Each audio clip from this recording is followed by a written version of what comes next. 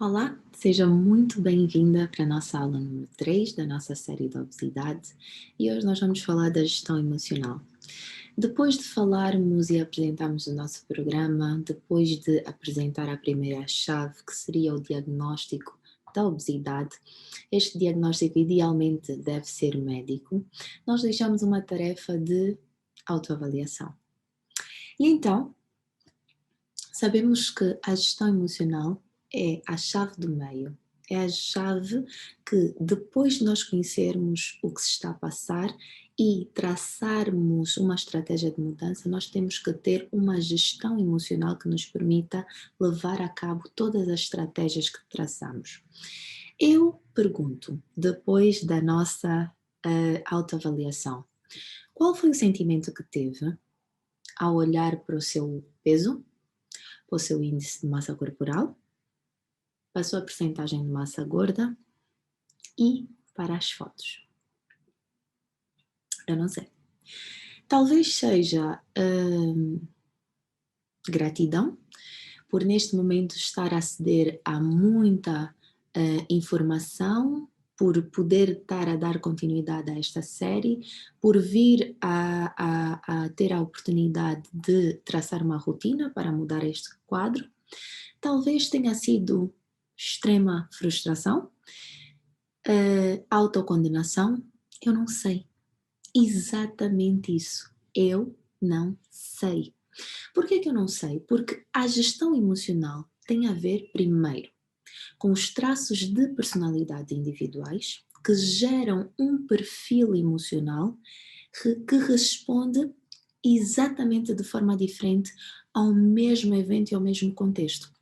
Ou seja, pessoas expostas ao mesmo evento, por exemplo, o diagnóstico da obesidade, o diagnóstico de uma hipertensão arterial, o diagnóstico de uma neoplasia, esta pessoa, por causa do seu perfil, por causa do seu traço de personalidade e o seu perfil emocional, vai ter uma atitude mental, ou positiva ou negativa.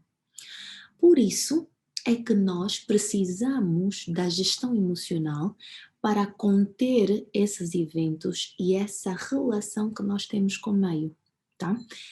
Então, tudo passa por quê?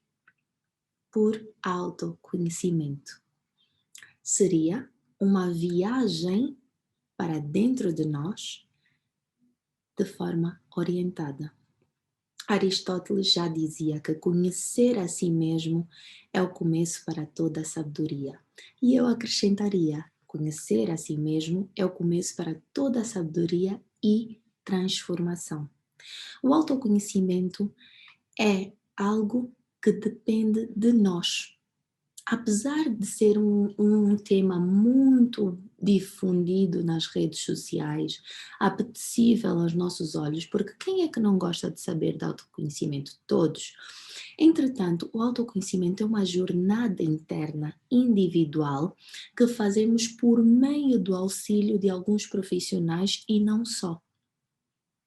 Há uma energia, há uma sabedoria interna que também nos propõe o autoconhecimento, mas para nós exercermos nós acedermos a essa ferramenta, nós temos que estar dispostos a fazer essa viagem interna. Então, esta viagem interna daria-nos o acesso àquilo que nós poderíamos dizer os nossos pontos fortes e fracos. Porque ao expor a minha personalidade, ao expor as minhas emoções, eu teria a oportunidade de avaliá-las, sendo elas pontos fortes ou fracos. E após olhar para mim, olhar para dentro, eu teria que exercer o papel da autoaceitação. Eu teria que aceitar aquilo que vejo de forma a acolher com alguma empatia e então encontrar as várias estratégias disponíveis para a mudança. Então, eu diria que o autoconhecimento é um processo interno de exposição, de conhecimento profundo do nosso eu, da nossa personalidade, da nossa gestão emocional, da nossa identidade, mas que requer uma aceitação, requer uma consciência. O que tem acontecido?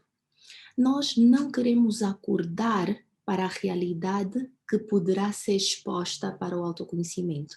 E daí andamos anestesiados, eu sou anestesista, andamos anestesiados, adormecidos para o autoconhecimento.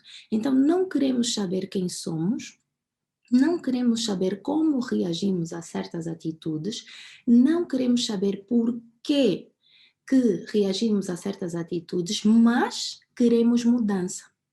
E pior do que isto é que nós queremos uma mudança imediata, uma pílula mágica. Damos 10 passos para eu mudar a minha condição de obesidade. Como é que eu vou dar os 10 passos para mudar a condição de obesidade se eu não sei o que de ponto de vista emocional e de traço de personalidade te levou à obesidade? Eu não sei o que está na raiz de muitas questões, por exemplo, a compulsão alimentar, a ansiedade. Eu não sei o que aconteceu na tua matriz familiar, no teu contexto social. Eu não sei de nada. Como é que eu vou propor os 10 passos para a mudança de uma obesidade? Eu estaria a ser aquilo que nós chamamos charlatã. Eu estaria, obviamente, a criar audiência, eu estaria, obviamente, a criar um conjunto de seguidores através dos 10 passos da fórmula mágica, da pílula mágica, mas que não seria eficaz a longo prazo. Por quê? Porque não houve o autoconhecimento, não houve a individualização da história. Por isso é que o nosso programa Fit Divas, ele procura conhecer a mulher. Por meio da mentoria, nós temos pelo menos o conjunto de 5 aulas gravadas. Atendam que é uma mentoria de 3 meses, temos pelo menos o conjunto de 5 aulas gravadas e mentoria presencial para levar a mulher a autoconhecer-se, pelo menos nas raízes mais preponderantes para o aparecimento da obesidade do ponto de vista emocional, ok? Então, o que é que nós pretendemos com esta gestão emocional? Nós pretendemos que cada mulher esteja aberta aos eventos e ao que sai à luz de si. Portanto, imagina que tu notas que sempre que estás triste, sempre que tiveste um evento estressante no trabalho, sempre que tiveste uma discussão com alguém que te é próximo, tu te refugias na comida. Isto é a exposição de um facto. O que normalmente as pessoas fazem? Ficam anestesiadas, não querem aceitar o facto que sempre que se sentem tristes compensam na comida, ou seja, não exercem o autoconhecimento, não conseguem ver que isto é um ponto fraco para a sua saúde e então também não conseguem exercer as estratégias de mudança. O que é que nós propomos aqui nesta aula é que identifique os pontos fortes e os pontos fracos relacionados à relação que tem com o seu corpo, relacionados à relação que tem com a comida, relacionados à relação que tem com a prática de exercício físico, por exemplo, questões relacionadas ao seu estilo de vida, para que aceite os pontos fortes e aceite os pontos fracos com empatia. Dizer, pronto, eu sei, isso faz parte da minha história, muitas questões concorreram para que isto acontecesse, mas neste momento eu me proponho a mudança. E aí aparece a pergunta, como pode melhorar? Aí aparece a pergunta, o que se requer para que haja mudança deste meu ponto fraco? E aí começa o processo de mudança, ok? Por outro lado, na atitude mental positiva, num processo mental de criação de hábito, Nós ouvimos muito falar de programas de emagrecimento, que dizem o seguinte: vamos fazer um desafio de 21 dias, porque em 21 dias você consegue criar um hábito. E eu pergunto, sério? Qual seria o embasamento científico disto? Será que em 21 dias nós conseguimos criar um hábito? E eu pergunto a ti, Fit Diva, será que tu conseguiste criar um hábito consistente durante 21 dias? E será que tu transformaste um hábito mau em um hábito positivo em 21 dias? Eu não sei. Mas cientificamente isto não tem base. E eu vou explicar porquê. Hábito. O hábito nada mais é que a repetição de uma ação, tá? É um hábito. Nós repetimos ações. E essa repetição da ação vai gerar um comportamento, tá? Então, no nosso cérebro, ou pelo menos, vou explicar assim, o nosso cérebro, de uma forma muito simples, o nosso cérebro gosta de facilidade e prazer. Por quê? Do ponto de vista científico, o nosso cérebro não armazena energia, tá? O nosso cérebro é abastecido de energia e a primeira fonte de energia é a glicose. Por isso é que nós somos muito apetentes à glicose. Visto que o nosso cérebro não armazena energia, qual seria a atitude de quem não tem um armazém? Imagina que tu estás na tua casa e tu não tens uma despensa, tu não tens uma arca, tu só tens a geleira e tu só podes consumir exatamente aquilo que te é dado para o dia. Terás uma tendência de não consumir muito, ou pelo menos consumir só o necessário para a atividade que se propõe. Não vais fazer gastos desnecessários, tá? Porque tu não tens armazenamento. O nosso cérebro funciona assim. Como não há armazenamento de energia, ele depende do que entra, ele gosta de atividades automáticas, de atividades fáceis, de atividades que não despendem energia e mais, que dão prazer. E isto leva-nos ao automatismo. Nós temos muitas atividades que são automáticas.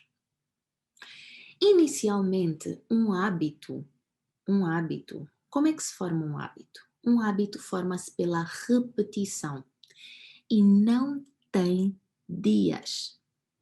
E eu garanto-te aqui, não tem dias. Onde é que saiu essa ideia de que o hábito se forma em 21 dias? Maxwell, cirurgião plástico, em 1960, entenda, 1960, escreveu relativamente aos seus doentes de cirurgia plástica. Ele escreveu o seguinte: em geral, é necessário um mínimo de aproximadamente 21 dias para se efetuar qualquer mudança perceptível numa imagem mental. E em que se referia o Maxwell? Maxwell referia-se à amputação de um membro em que o doente a quem retirou-se um membro, ele necessitava de pelo menos 21 dias, pelo menos 3 semanas para perceber que aquele membro já não existia, que é a tal situação que nós chamamos membro fantasma. Ou seja, o doente acordava de uma cirurgia sem o membro, acordava da anestesia, mas ele tinha a sensação que continuava a ter um membro. Ele inclusive dizia que tinha dor naquele membro. Eu tenho dor no pé direito e o pé direito já não existe. Então, era necessário, pelo menos segundo a observação deste médico cirurgião, eram necessários pelo menos 21 dias para efetuar qualquer mudança perceptível numa imagem mental. A neurociência não comprova isso. Os vários estudos sobre a criação de hábitos não comprovam isso. E, pelo contrário, os estudos científicos dizem que não há nenhum número específico que diga quanto tempo são necessários ou quantos dias são necessários para a criação de um hábito. Até porque existem hábitos mais simples e hábitos mais complexos, que demandam menos energia do cérebro e outros que demandam mais energia.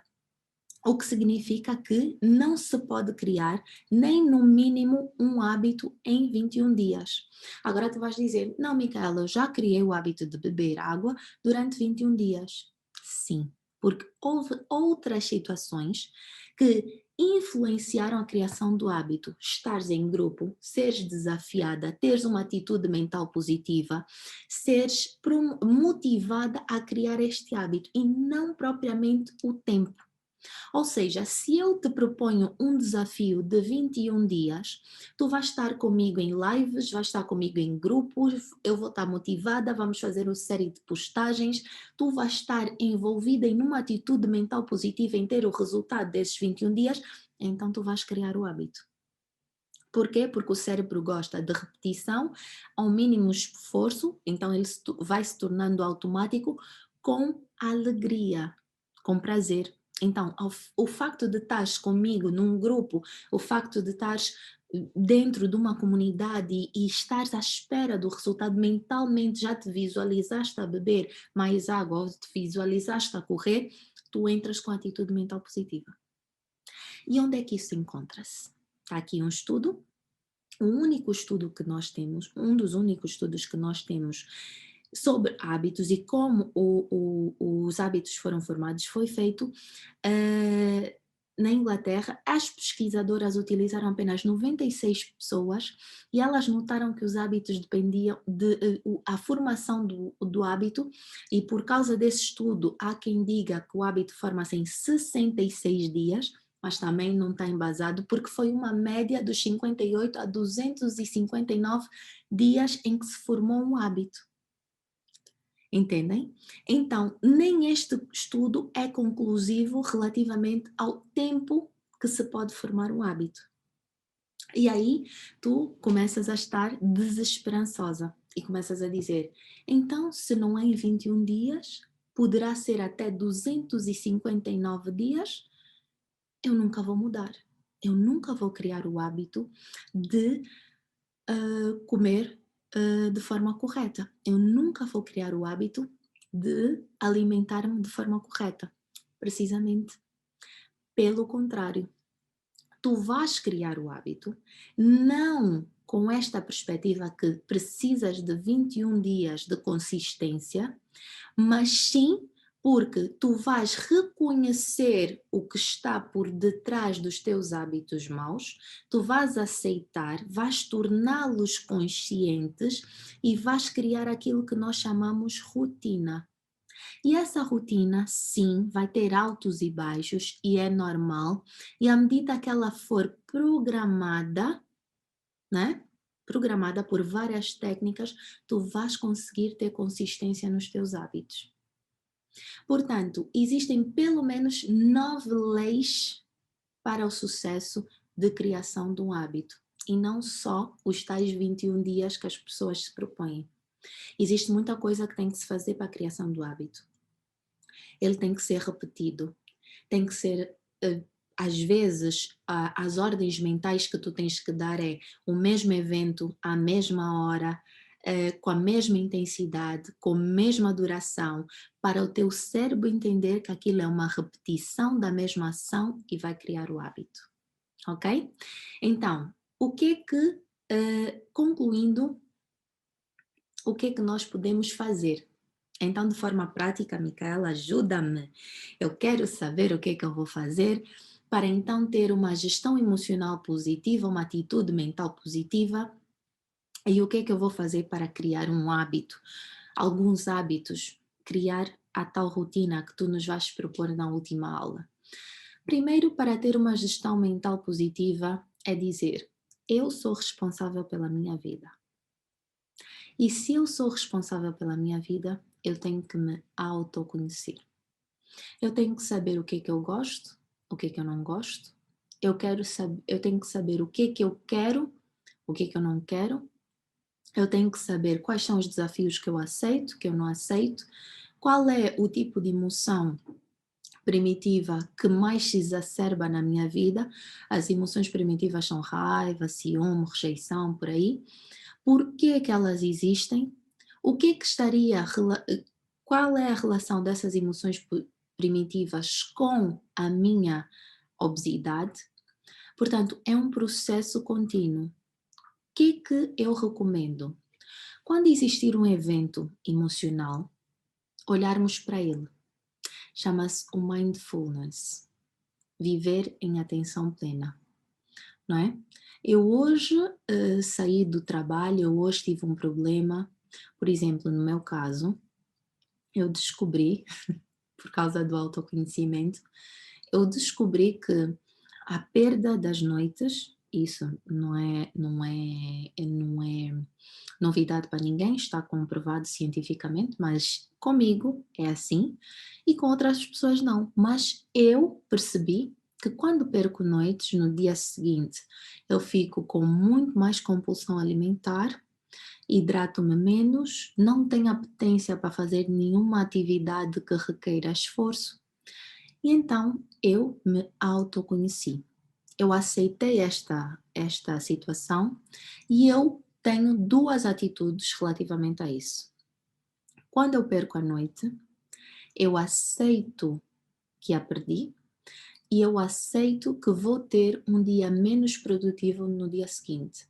Então, eu agendo a minha vida para que não tenha nenhum compromisso importante, para que possa descansar e que até me dê ao luxo, não é ao luxo, mas ao direito de não ir fazer uma atividade física desgastante ou mais intensa. E se naquele dia eu optar por uma comida de conforto, eu vou escolher a comida de conforto que for menos prejudicial à minha saúde.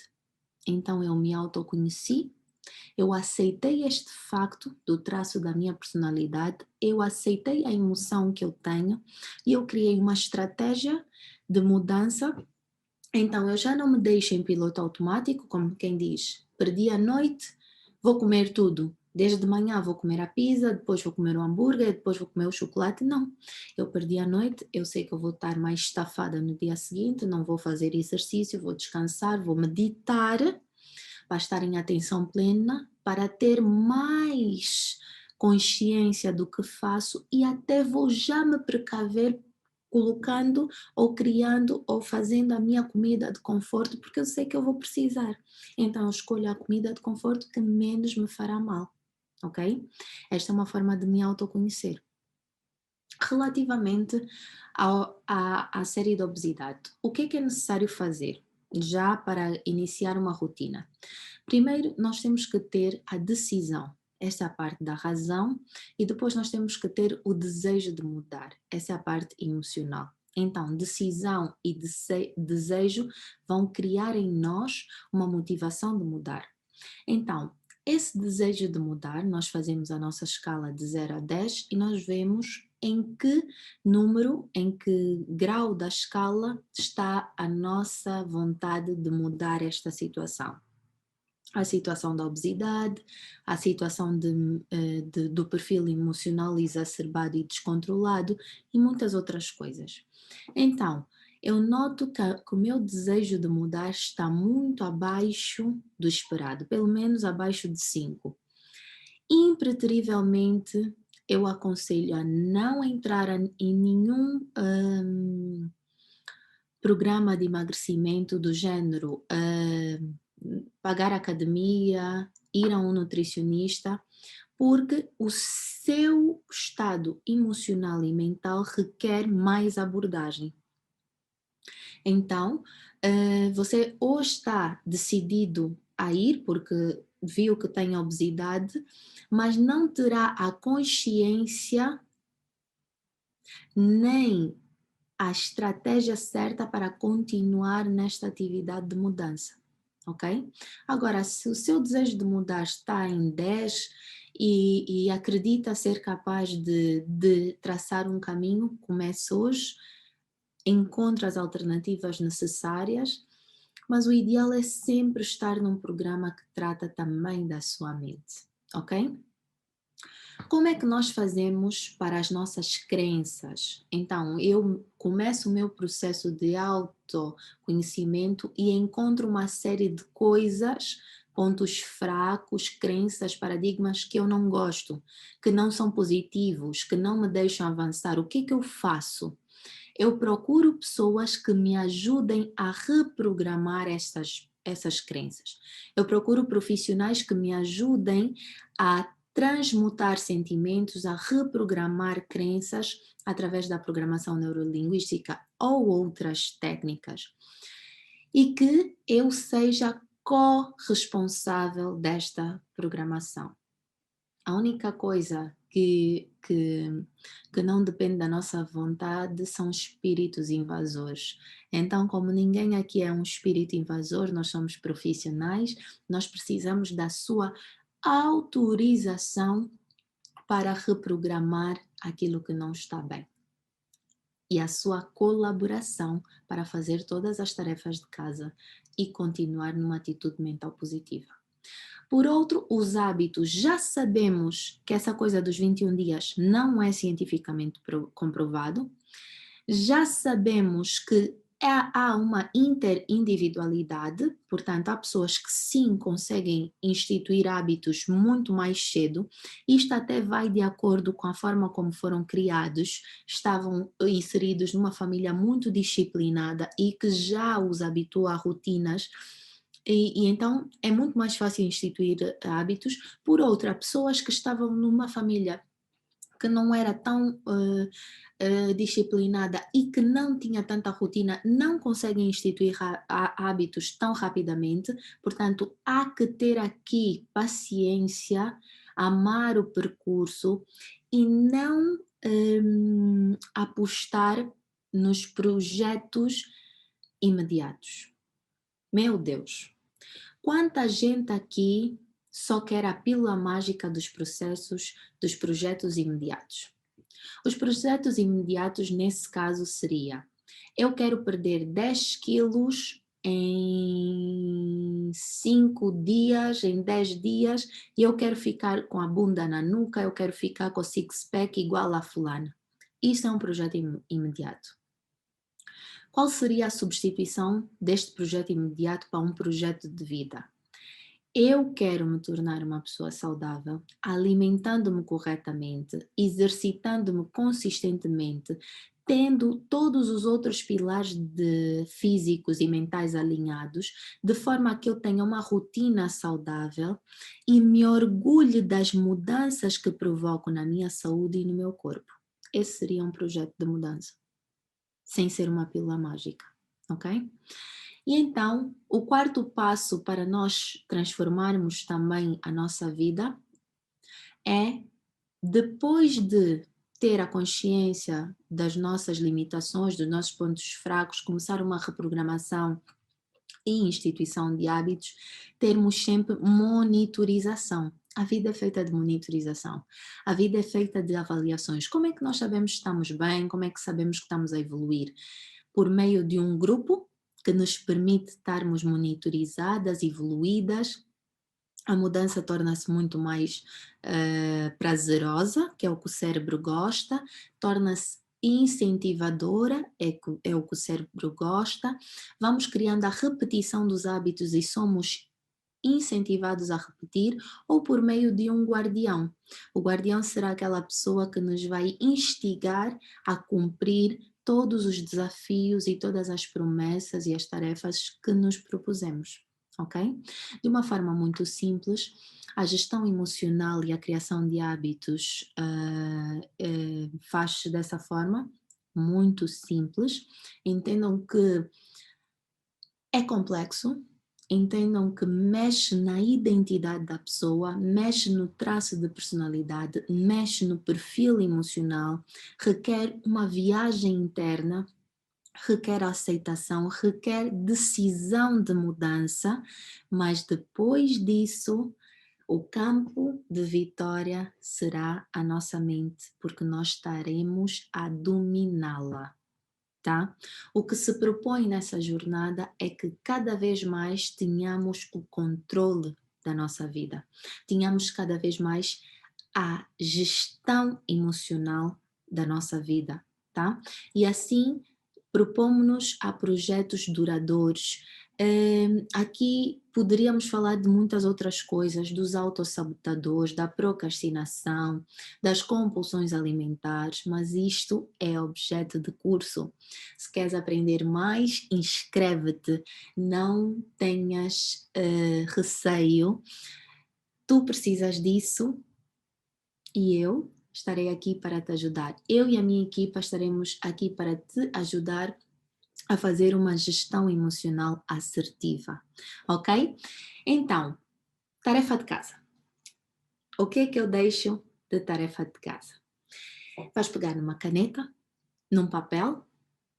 Então, houve um diagnóstico. Tu sabes quem tu és, tu sabes onde estás. E também, de uma forma geral, tu sabes onde queres ir e quem tu queres ser. Então, tu vais escrever num papel quem eu quero ser. Será um projeto contínuo. E pelo menos em uma folha, tu vais escrever o conjunto de características que tu queres ter, o conjunto de situações que tu queres desenvolver para seres a pessoa, a versão, a tua melhor versão. Escreve. Eu quero ser uma pessoa consistente ao cuidar de mim. Quero cada vez mais alimentar-me de forma saudável, de modo a que coloque para dentro do meu corpo a energia necessária para ele estar saudável e executar todos os outros projetos de vida. Escreve tudo. E na outra folha, tu escreves aquilo que tu não queres ser, tá? E então, eu não quero ser isto, eu não quero, não, aquilo que tu não queres continuar a ser. Então seria o teu eu do futuro e o teu diagnóstico agora, emocional, teu estado. O teu estado é apenas um reconhecimento. O teu estado é como se fosse a primeira viagem interna que tu vais fazer. Não precisas de mostrar a ninguém, portanto, ser bastante verdadeira contigo. Agora, o teu estado, a tua melhor versão, a tua mulher do futuro, será o papel que vais guardar e vais ler pelo menos uma vez por dia, ou pelo menos 3 vezes por semana. Então, quando tu decidires fazer algo que te afasta da mulher que queres ser, tu não vais aceitar esta situação, ok? Então, vais começar a ter a consciência dos teus hábitos, a consciência da tua emoção e vais procurar estratégias que te levam a ser a mulher que decidiste ser. Desde já é tudo. Eu agradeço por ter estado aqui comigo e vamos aguardar pela nossa última aula em que vamos espelhar uma rotina, tá bem? Então, boa jornada rumo à plenitude e gratidão!